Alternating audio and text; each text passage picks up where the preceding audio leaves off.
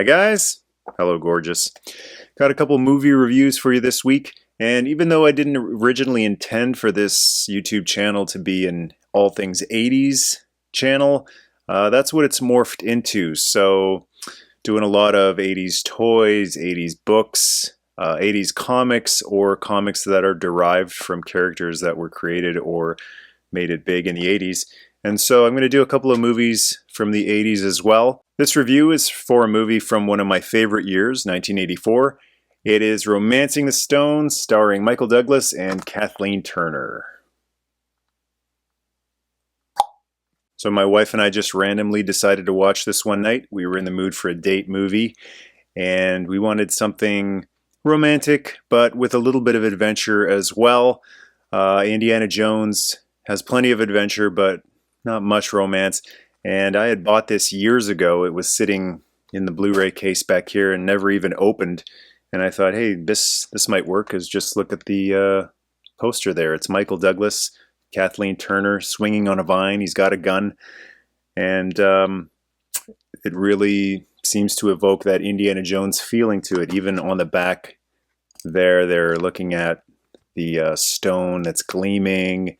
And there's a little bit of romance going on there as well. Now, I remember watching this as a kid, or at least parts of it. I don't know if I actually sat through the entire thing, but watched it all the way through this time and did enjoy it. I wouldn't call it a great movie, but you know, if you're looking for basically what my wife and I were looking for, a nice date movie with a little bit of romance, a little bit of action, you're going to get it in Romancing the Stone. So, brief rundown of what the movie is about.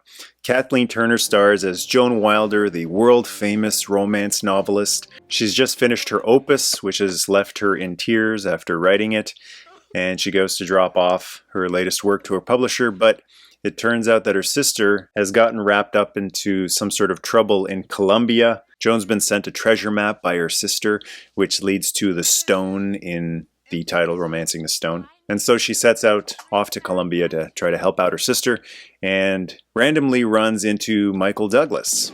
Now here's where I call false advertising, because this poster right here makes Michael Douglas out to be the man. Makes him out to be like an Alan Quatermain or an Indiana Jones type of adventurer, and that's not at all what he is in this movie.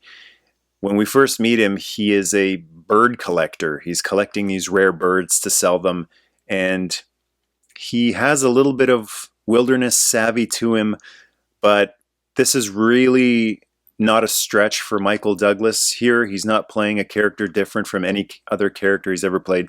He's basically Michael Douglas in this movie, which is a good thing or a bad thing depending on what you're looking for from this movie. If you're looking for all-out action like an Indiana Jones movie, you're not going to find it, because the director isn't as capable at action as Steven Spielberg is, and Michael Douglas is not an action star at all. But the positive that Michael Douglas brings to this role, as well as Kathleen Turner, is their acting chops. Some parts might seem schmaltzy and cheesy, but for the most part, I would say the best thing about this movie is the budding romance between Michael Douglas and Kathleen Turner. And I like the fact that this isn't a damsel in distress story. Kathleen Turner's character in this movie is very anxious and jumpy, and even though it's not intended to be a very deep, powerful movie, any good movie has a good character arc, and Joan Wilder has a great character arc in this movie. She starts out completely helpless, and by the end of the movie, her confidence has grown quite a bit. Not to unrealistic proportions, as I guess the term is Mary Sue, like a Rey in Star Wars The Force Awakens. No, I like the realistic way in which her character grows. She isn't pounding your chest by the end of it and screaming and holding a flaming torch like Arnold Schwarzenegger at the end of Predator. It's believable, and I also like the fact that Michael Douglas isn't helping her all the way through. She isn't his damsel in distress in this movie. There are parts where he could literally swing in and save the day, but he doesn't. Sometimes because he's just not capable either. He's not that Indiana Jones style of character with a horseshoe up his butt. While Douglas's character, Jack Colton, is a little more capable when it comes to action than Joan Wilder is, they're still pretty evenly matched. and it's a good pairing. There's good chemistry between the actors. The villains are a little on the cartoony side. I guess I just rolled with it because this whole movie was introduced as having a main character being like a Harlequin-style romance novelist, and the opening scene is a dramatization of something right out of a Harlequin novel with a little extra over-the-top comedy to it. And so the movie never really takes itself seriously. The stakes aren't ever really that high. It's really not all that deep or complicated. It's fun. It's a good time.